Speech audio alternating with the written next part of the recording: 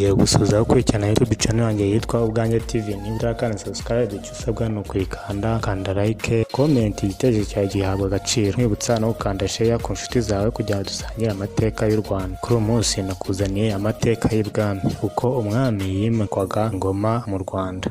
Amateka y'u Rwanda agaragaza ko abami bose b'u Rwanda bakomokaga mu muryango umwe wo mu bwoko bw'Abanyiginya. Iyo miterere y'inkomoko y'abami ikavuga ko umwami iyo yatangaga yagombaga gusimburwa n'umuhungu we, bityo byo kugeza ku ndunduro. Ikindi kivugwa ku bwami ni uko ngo umwana wagombaga gusimbura se ku ngoma agombaga kuba yaravukanye imbuto, nk'uko abiru cyangwa se abanyabwenge b'ibwami babibwiraga rubanda. Hari abavuga ko bitumvikana neza uko byagendaga kugira ngo uwo mwana umwami yavukane imbuto, ariko ibyo byari amabanga y'ubwiru nk'uko iyo nyito yabwo iri. Umwami wimye yagiraga izina ry'ubwami hakiyongeraho izina rye bwite yiswe n'ababyeyi.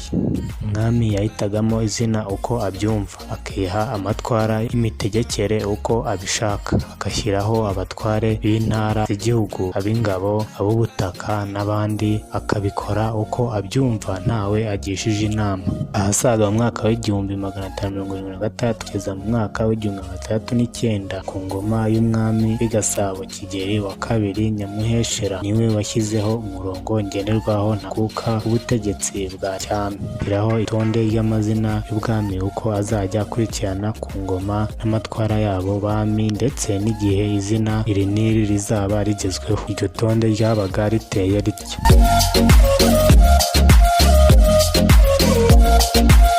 Mutara Kigeli Mibambwe Yuhi ndetse na Kirima Kigeli Mibambwe Yuhi. Ni ukuvuga ko buri zina ry'ubwami ryagarukaga buri ngoma eshatu, usibye Mutara na Kirima zagendaga zisimburana. Aya mazina yabaga afite icyo asobanura kijyanye n'amatwara n'inshingano umwami azitwa, iryo zina agomba kugenderaho. Ayo mazina yasobanuraga gutya ukurikije amatwara yayo n'uko akurikirana. Irya mbere harebwe uko Kigeli wa kabiri Nyamuheshera yagiye akurikiranya, habanzaga Mutara, ari byo bivuga umwami w'amatungo. Iyo zina risimburanagaho na Kirima, ariko bose intego y'amatwara yabo yari amwe. Umwami wabaga yimye iryo zina ari ryo rigezweho yagombaga kwita ubworozi, cyane cyane inka z'inyambo, dore ko arizo zari zigize ubukungu bw'igihugu mu gihe cyo hambere. Uwo mwami iyo yaterwaga yaritabaraga, ariko we ntiyateraga. Izina rya kabiri, izina ry'ubwami ryakurikiyeho ni irya Kigeli, bikaba bivuga umwami w'inkotanyi.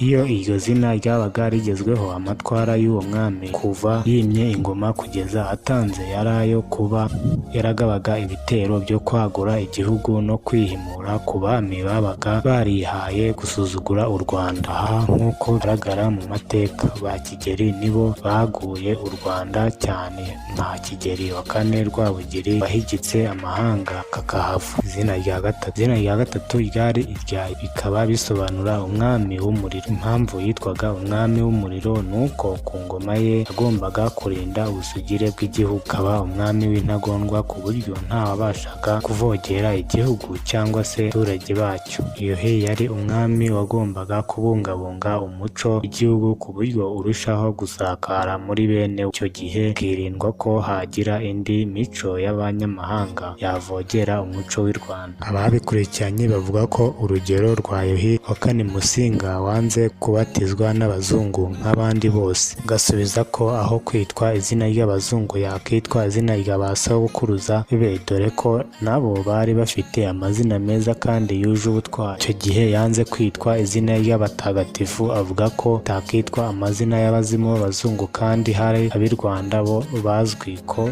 hari icyo bamariye igihugu. Tanga urugero rwa se Rwabugiri. Kwemera ubukristo kuri we byaragoranye cyane, kuko yavugaga ko Imana azi ari Imana y'u Rwanda, naho iy'abazungu ntacyo ayizi. Ibi bavuga ko biri mu byatumye bamuca ku ngoma, ubwo ku wa 5 z'ukwa mbere 1931 abazungu bamwimuye bamucira i Kamembe mbere y'uko ahungira i Moba mu cyahoze ari Zaire, ari naho yaguye. Aha havugwa kandi umwami w'icyamamare muri ba Yuhi witwaga Yuhi wa kane Gahindiro, ubayeho ahasaga mu mwaka w'1746.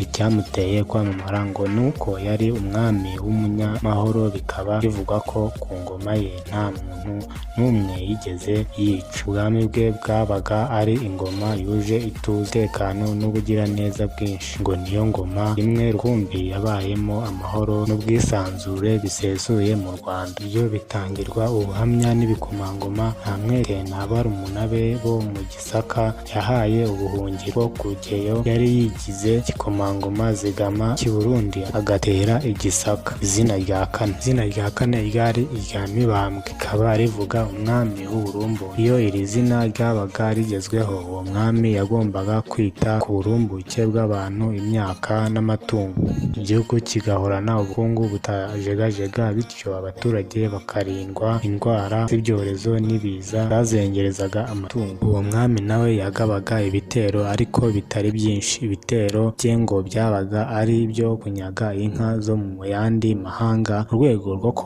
kongera izari mu Rwanda. Yanagaga ibitero byo kugaruza zabaga zanyazwe n'andi mahanga. Ibitero byo kwagura igihugu byo yabihariraga Kigeli.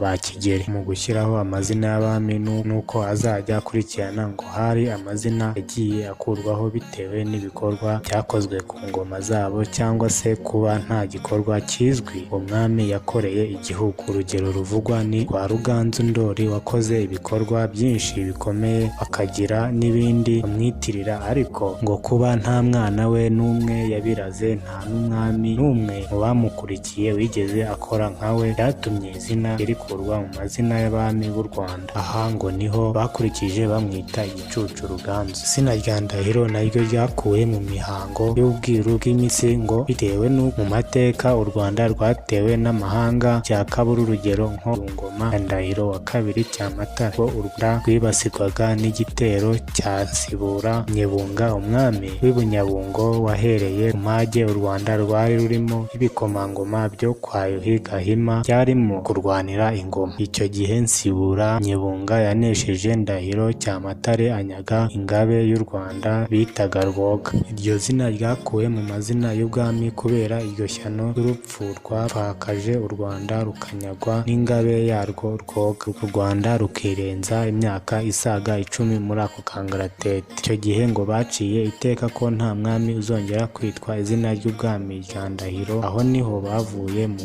muhango wo mu bwiru witwa gukura Gicurasi. Ikindi umwami Kigeli wa kabiri Nyamuheshera yakoze ni uko yashyizeho gahunda nyayo igenga ubwiru, ashyiraho gahunda y'abiru y'imihango, ashyiraho n'imitwe y'abiru n'inshingano zabo. Ni nawe waciye iteka ry'uko umwiru mwimitsi ugomba kuzajya ava mu biru b'Abatege, naho abiru bo kwa Rutsobe ari nayo nkomoko y'Abatsobe nibo bari bafite inshingano yo gutanga abatabazi batabaraga igihugu, bakaba ari nabo bashingwa iby'umuganura. Nyamuheshera agena imikorere y'abatware b'ubutaka, ab'inyambo n'ab'ingabo. Umwami yagiraga ububasha bw'ikirenga mu gihugu cye, yaricaga agakiza, akagaba, akanyaga.